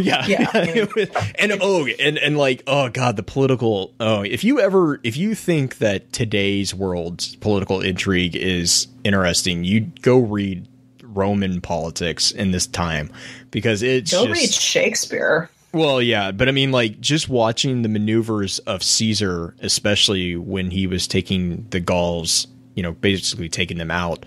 Like, the way he played each territory off of the other was, and that was the case. That was the situation in which he got horses from one ally, and he got soldiers from another ally, put those soldiers that he got onto horses, and boosted his mounted cavalry in order to overrun a third ally who was betraying or trying to betray him, basically. Like, the intrigue is just amazing, and that's kind of what makes me actually excited about Destiny 2, because if they're being inspired by Rome, and they're actually kind of, I mean, like, and again, this is their story, they can do what they want, but if they're going to try to follow kind of a similar concept here, that means that politics is going to be maybe a big thing, especially with the fact that the emperor is still alive. They didn't kill Callus, and to me, that's kind of a big thing. Like, why didn't they just kill him? Which, I mean, there's so many different... Does Callus know what's going on? I think he does, because he was deposed. He said that he was deposed. Okay. I can't remember if it was an Engadget article. He's dealing. It's interesting to know that if the knows what's going on and he is being blackmailed or suppressed in some shape or form, so as Gaul and the consul go and do what they please, or maybe, I don't know, maybe Gaul has something over the top of him. Maybe Gaul is just a spoken away faction, because we've had people talk about that in chat. Is Gaul a guy? Well, and that's the thing, is like in Destinypedia, and I don't agree with this entirely, but Destinypedia actually points out that Gaul led a military coup against Callus, with the advice of the consul, which usurped him and ended his reign. Callus was later exiled from the Cabal rank, and we don't know where he is. And that's all kind of hearsay at the moment. We don't know much. Like that's pretty much it. We don't really know. I don't think. Do we even have a timeline? Bungie. No. Do we have a timeline for when this happened? Which is where the rogue faction argument kind of comes into play, because then, and that's kind of one of my questions, is where do the Destiny 1 detachments of the Cabal fit in this entirely seemingly new hierarchy? Like, when Primus Tarn says that he got orders from the Emperor himself, is he talking about Ghaul or is he talking about Callus? Which Emperor is he going? I would imagine it would be fun. This is just my personal take. It would be fun if he's taking orders from Callus. Yep. And Ghaul intercepted it as far as political intrigue goes, or has a heads up from the consul himself of what's going on and beats the Emperor here. Right. And I mean, and that's the whole starfish thing. Oh my gosh. But I mean, that's kind of the email that we'll get into is actually kind of alluding to that too. Is what exactly? Because there's a few quotes from Destiny that talk about the loyalty of the Cabal. How does that work in a military coup? And then there's the ever popular theory, and I promised everyone that I would bring this theory up in chat. The ever popular bouncy castle theory, which basically says that Gary never got a bouncy castle as a child, so he has a chip on his shoulder, and that's the entire reason he came to take our toys away from us, because he never got toys as a kid. The console wasn't very nice to him. Speaking as a child who never got a bouncy castle, I can relate. I understand his pain and know where he's coming from. That entire I don't even know what to call it. Deviation of chat for however long it was. Oh, it was amazing. That was chatting right now. What's a bouncy castle? A bouncy castle. Seriously? What do you people? They don't call have this? Childhoods. Picture Camelot, but instead of walking, you bound. Yeah, what's another word for bouncy castle? I don't.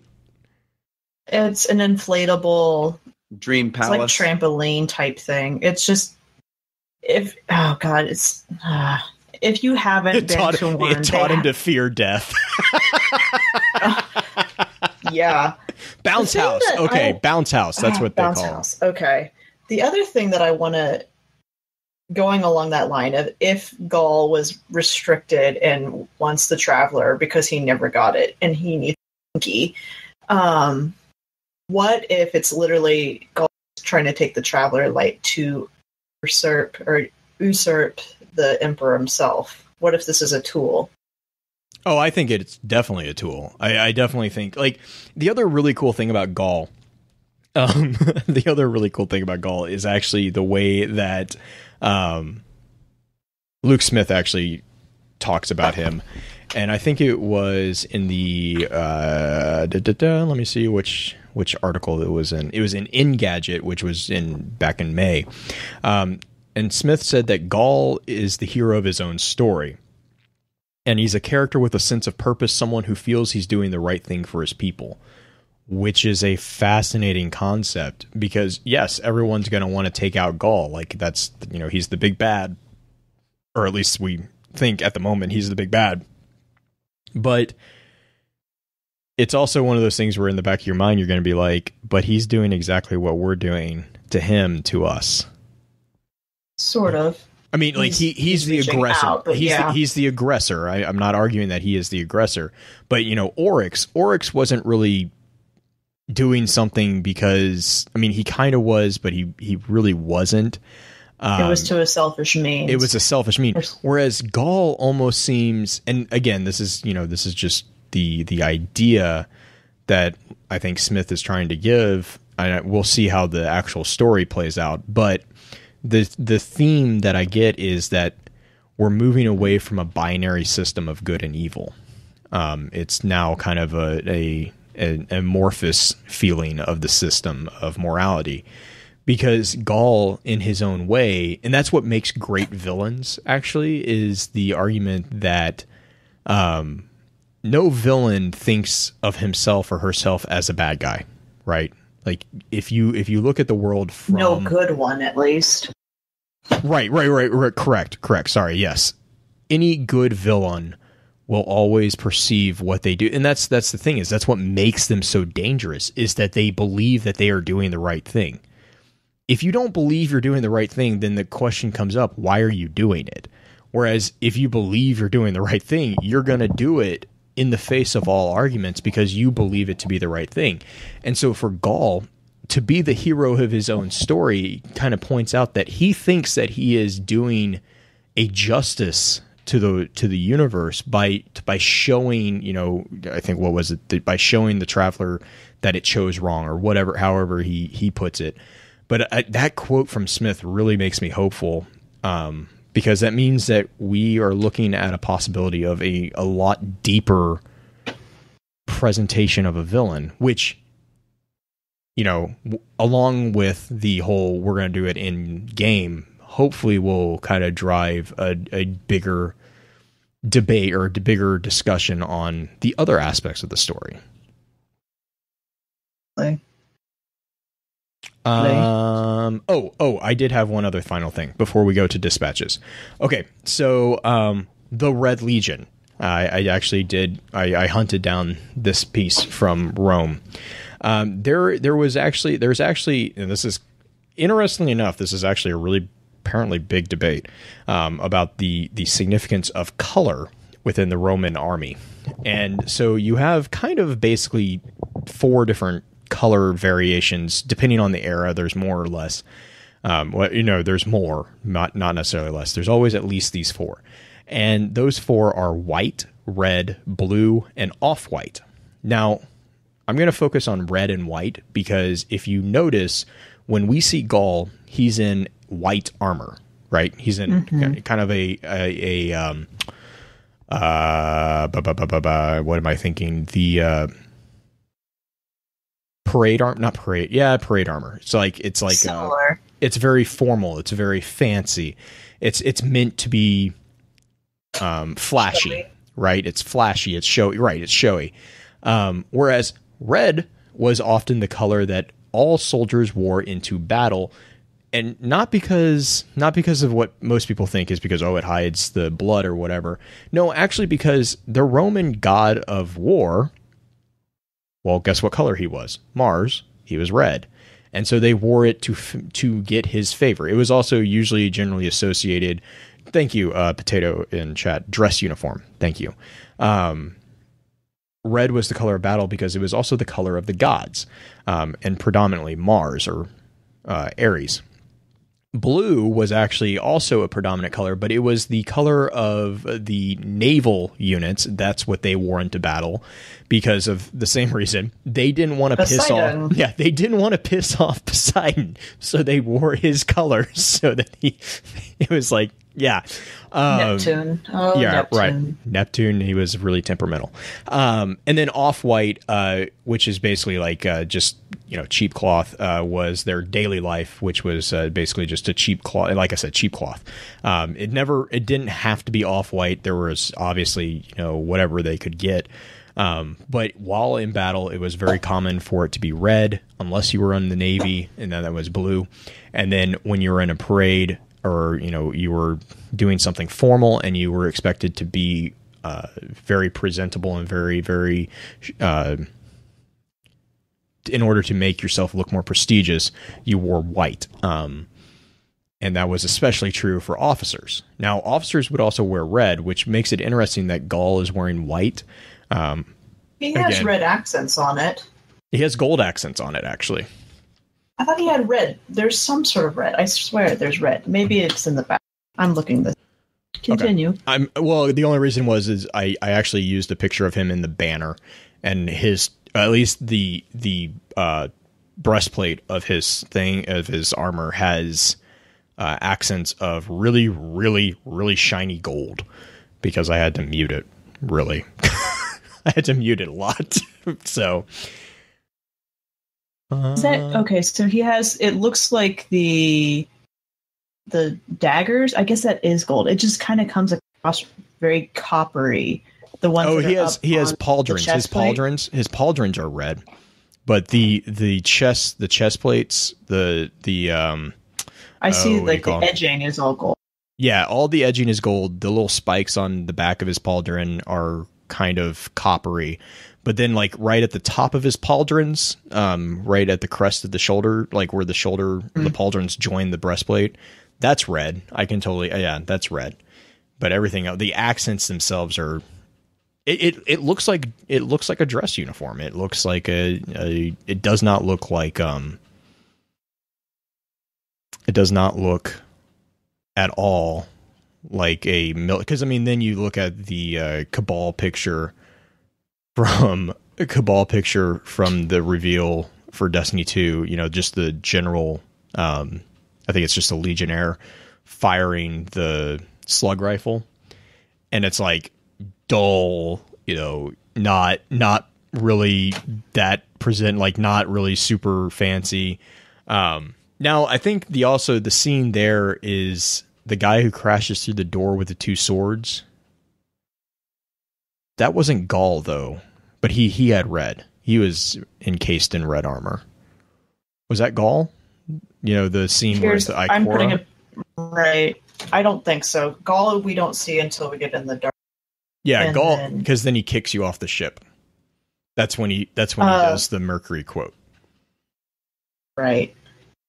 The other thing, anyway, I think we should get on to dispatches. As far as the off-color, off-white does not have to be tan. It can be gray. Oh yeah, no. I mean, it's cheap cloth is the emphasis. It's just a cloth that they don't care about. They can get dirty. I mean, the thing is that when you look at the military structure of a Roman army, they were very granular in their duties. Like the contubernarium was the squad of about 8 men, and that was the base unit of the entire army, and so they would specialize in different duties within the overall field army. Like there was different jobs to be done. Obviously, you know, building fortifications like the Romans built. That you don't want to wear armor while you're doing that. And that was, so when I say off-white for daily tasks, I mean, it's not armor, it's not fancy cloth or anything like that. All right. So you guys want to jump into dispatches? We have a couple good ones, I think. Let's do it. All right.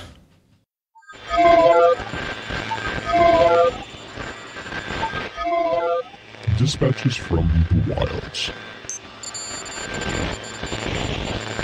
All right, so we actually got 2 dispatches this week. And we're gonna actually, because of one of the dispatches we got, we're gonna open up. We'll be talking about that in the final comments. Excuse me, man. Green, do you want to take the first one, or do you want me to take the first one? I can take it. Okay. Brought to us by John Maud Franz. I think that's Franz because your cursor is right in the middle of the end of that word. Oh, sorry. It's okay. I moved it just for record. I got out of Green's way. He wouldn't be in Green's way. Come on.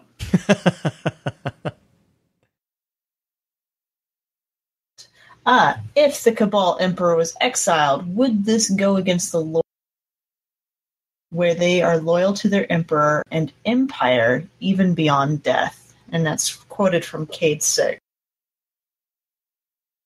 It's an interesting concept, and we talked, Blue and I talked about this before the show even live, is the empire tied, is the army tied to the empire, or is it tied to the specific emperor? If the emperor falls, does the army follow that emperor? Do they follow the empire itself? Fun little debate. Mm-hmm. It really is. It could go either way. I think trying. Johnny in chat again. History, yeah. Go for it, Justin. Go for it, Justin. I was just gonna say there's an example here. Yeah. I think you can be out for too long and lose sight of your emperor and your empire, and start to fight for one another, and kind of get lost in that. I know you'll still carry out orders, but when it comes to matters of life and death, you'll follow the man as opposed to the office, I guess is what I'm saying. Right. So and I guess my argument there is that, yes, and Fragum in chat is actually saying what I was about to say. The Empire, a lot of times, that's kind of exactly what would happen. Is you would get to a point where you see in the army, again, remember, Rome was sending armies out every which way, right? I mean, at any one time, they could have 5 field armies going. And each one of those field armies was basically exactly what you're saying. They became loyal to the general who was leading them, because ultimately he was the one that was responsible for bringing them home safely. You know, he allowed them to continue living. He was the one that was his responsibility. So you wanted to be loyal to that person, because if you weren't, well, then you conveniently got put in a bad place. You know, yeah. And so what it goes back to the idea. Oh, go for it. Sorry. No. It goes back to the idea that the army, little factions, these little parts of the army are family built. The idea that the general is kind of the father figure to all these men. Right. They would follow them somewhat blindly in some cases. I mean, look again, pointing to Caesar. Look at Caesar. His men loved him, and that was because he was a very good general.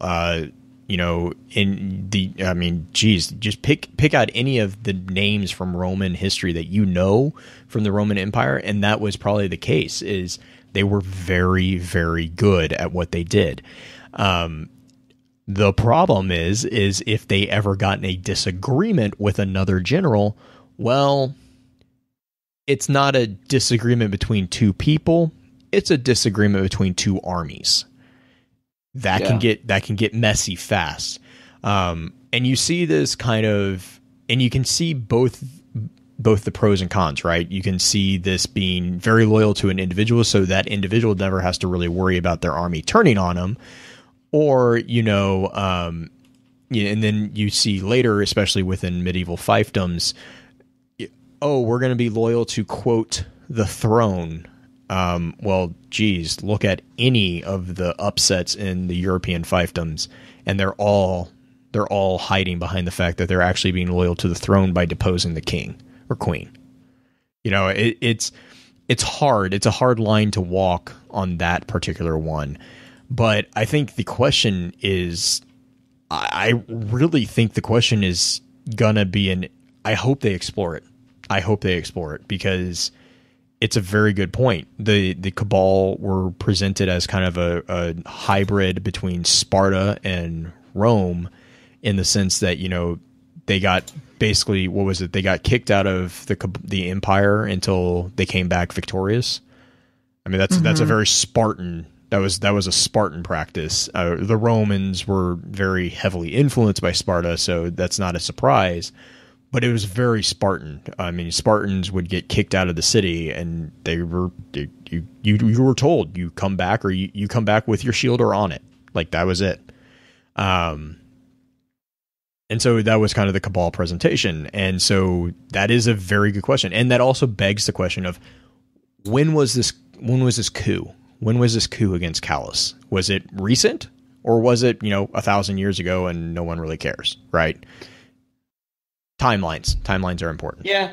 Also, if you're going to take the Spartan model is much more of a peer model, the Roman model of the hierarchy of command. So the Spartan model was much more. You did have your king, and you did have your command structure, but they fought alongside you, and you toiled. Anyways, so they're just two different models. There's the Roman model that that sets up rank and file and delineates a difference between them. And then there's the Spartan model wherein, there is rank and file. There are different ranks, but once it gets down to the nitty-gritty, we're all the same. And it's very much your king will be fighting right next to you. Right, yeah. And I mean, like, the military, I mean, there was a lot of things that Sparta did that was questionable. But understatement. Yeah. Well, I mean, yeah, but I mean, I'm trying to be brief on that. Like, don't right. Yeah. A little bit circumspect here. So yeah, well, there's that too. Like, yeah. But yeah, that was one of the things that, I mean, Sparta really did very well. Was they made a very simple structure to their army, and they did it very well. And didn't the Romans steal the phalanx from Greek Sparta? No. Yes, they are Greek. Yeah, I mean, well, I mean, Spartans were not the only ones who used it was its own thing, but they did consider when push came to shove, they were Greek. Right. Well, yeah, I mean, yeah, the Romans. I mean, geez, the Romans stole pretty much everything that they had. There was really assimilation is the best way to convert. Yeah. I mean, I'm trying to think of something that was uniquely Roman, and it was basically, hey, we like that, we're going to take it. That was the unique Roman characteristic. There's probably a few others, but it's hard to bring it to mind. So yeah, I mean, let's do. You want to do the next one? This one's fun. This one, I plan on dictating what you guys answer and then tweeting the entire thing at her. Oh my gosh. So, who wants to read this guy? Well, I'll take it. This was actually a tweet. This is a tweet from Maury, and she basically asked, which Roman emperor does Gaul most embody? Ready? Justin, go. I'd say Julius. Caesar? Mm-hmm. Green? Jay? Okay, no, I'm not. Oh, you're not answering. I'm dictating. You are okay. I actually doesn't have a dog in this fight. I actually don't think that he embodies any Roman emperor. I think he actually embodies the forces against the Roman Empire. I think that he embodies Gaul, the Celts, and the Gaulish forces, because he deposes the emperor before him. Maybe he's Brutus. Oh no, because Brutus was. No, I'm not going to get down that road. Brutus was part of the structure. He was. Yeah, and he was. Yeah, there was a lot of. I did consider that, but like, there's so many emperors. Like Caligula actually fits Gaul a little bit better, just because of the historical context of him. He had a deeply loyal Praetorian Guard that actually rescued him from his own attempted I think it was Caligula attempted assassination. There is actually a Gaius emperor who was actually in the East, who was very, very learned and very educated, and very, very devout to Christianity at the time. So that was the kind of the association with light there. So I mean, like, there was a lot of different answers for emperor, but I think actually Gaul kind of is the antithesis of an emperor. I mean, he takes the name Dominus. Dominus was very common within the gladiatorial houses, and the gladiatorial houses were slaves, and for the most part, there was very few who were willingly a gladiator. But the slaves was always the dominus, the dominator. That was always something that, like I said, it was a negative connotation. They never willingly took on the title of dominus. Now, I could get proven wrong. I'm always willing to be proven wrong. We could learn out that actually dominus is just the title that they all give, the emperor, and the emperor is just whoever is the strongest of the pack, and, move along. But I really don't think. I think Gaul actually embodies the antithesis of an emperor. because I think he deposes the emperor and he imposes his own rule over the empire. Which, yeah, I mean, it would be very romantic. I would love it, personally love it, if he was a Brutus type character. But it would be interesting to see how they would. At 2, Gary? At 2? At 2, Gary? That's going to be my next tweet. Oh, God. Okay. At 2, Gary? I'm going to tag you in it, too. Just leave me out of it. Never mind. Trivia fact. Yeah. Let's wrap this guy up because we're just hit the 2-hour mark. All right. Green, what final comments or shout-outs do you have for this one? First comment has to go to sent in questions this week. It is an awesome job sending it in early because you and I got to actually talk about it on the show, so we have a little bit more debate than what you guys even saw here.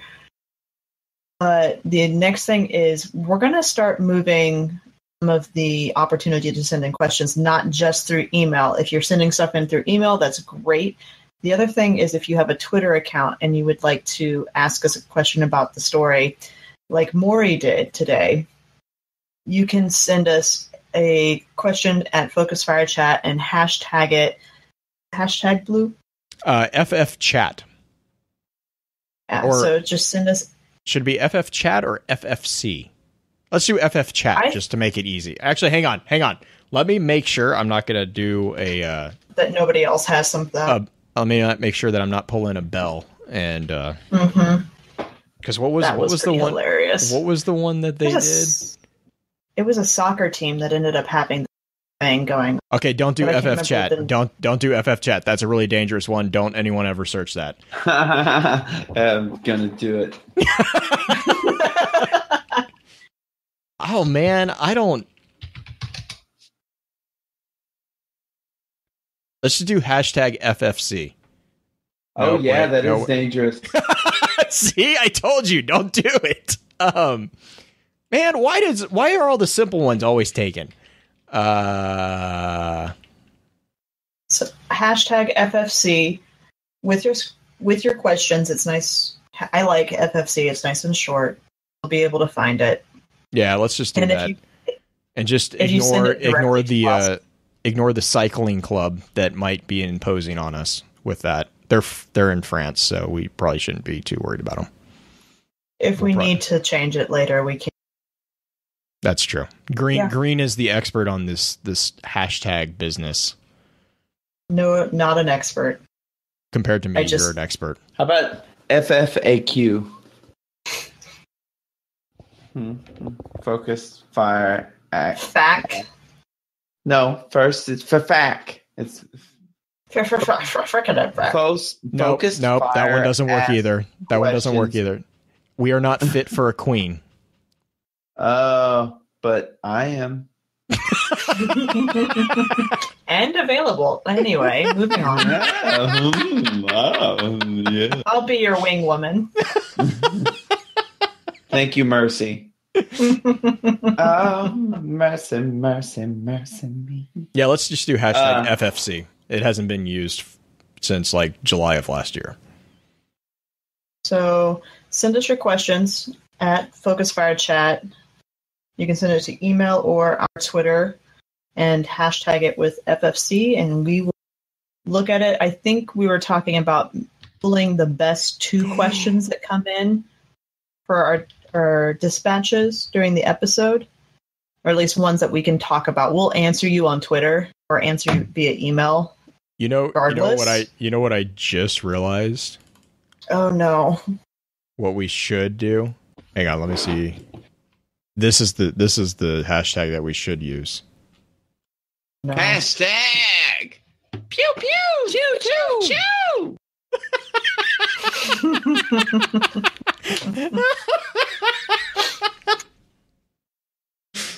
Is that taken?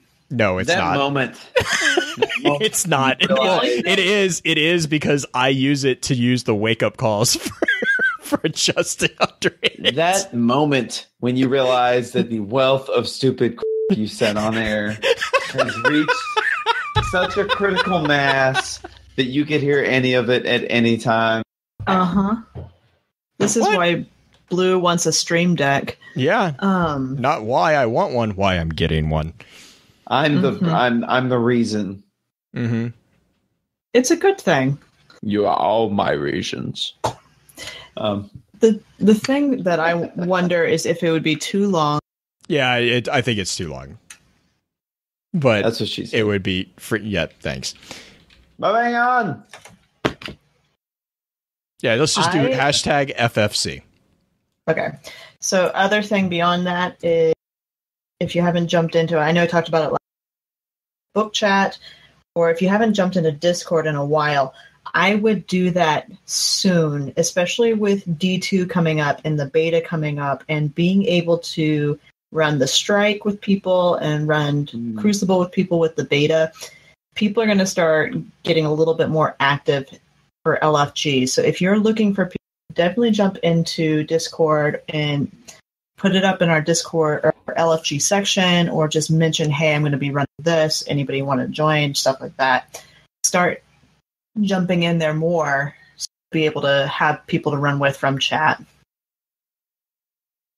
That's my shout outs. Justin, you got some shout outs?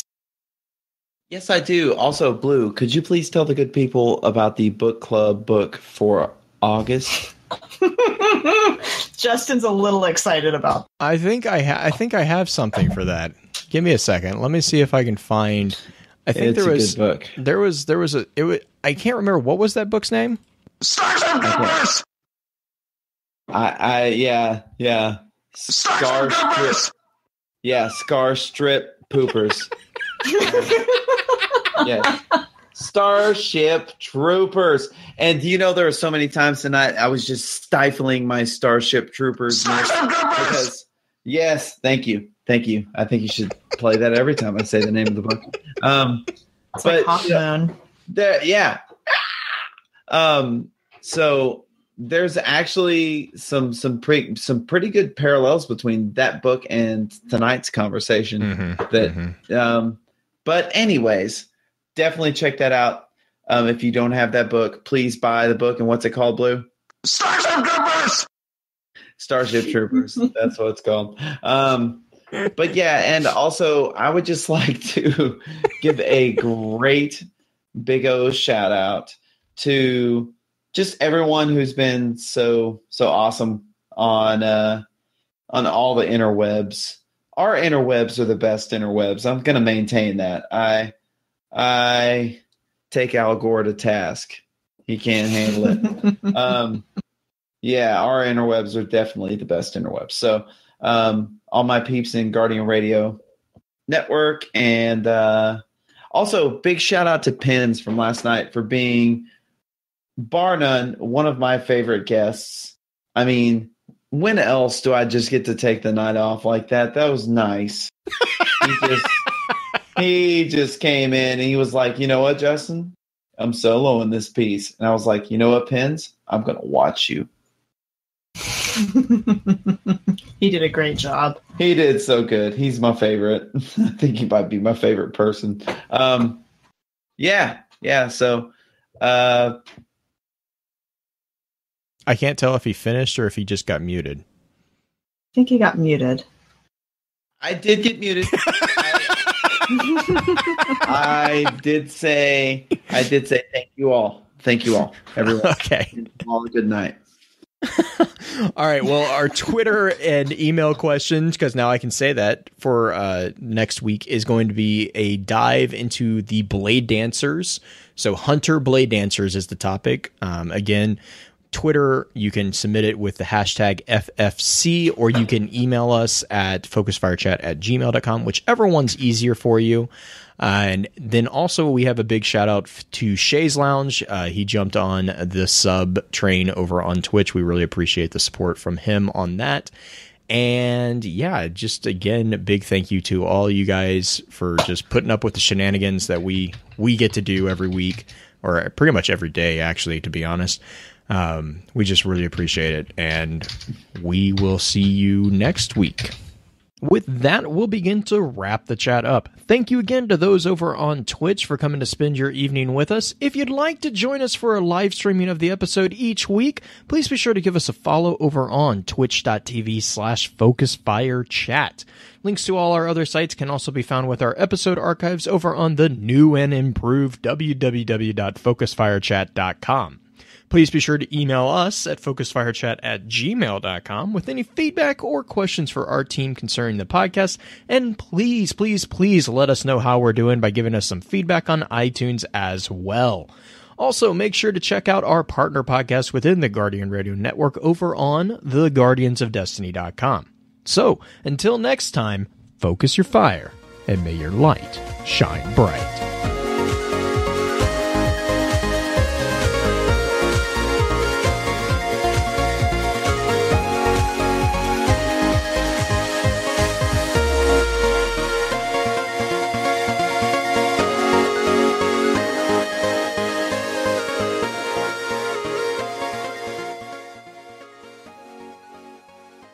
All right, everyone.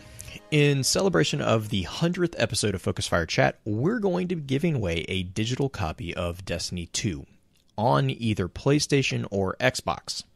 You might already be thinking, but Blue, what about those of us who already have a copy of the most awesome game coming out this year, pre-ordered? Do not worry, my friends. We are going to add in the qualifier that if the winner so wishes, they will be able to instead get a shiny digital gift card for their console of choice in the amount of $60. So, how do you enter? We're going to make this as easy as possible. All we need is for everyone interested to jump over and submit a review of the podcast on iTunes. The way we're going to track this is, in that review, make sure to include your Discord username, because this is how we're going to be getting in touch with you, and hashtag FFCD2. Be sure to have the review in by Monday, September 4th, 2017, as sometimes iTunes takes a little bit to get those posted. Also, you can feel free to DM me a screenshot of the submitted review if you want to make sure that you get entered into the giveaway. Please note, you are not being required to submit anything in particular on the reviews, but we would truly appreciate feedback on anything that we can do to make the show better, or, just letting us know why you like us the way we are.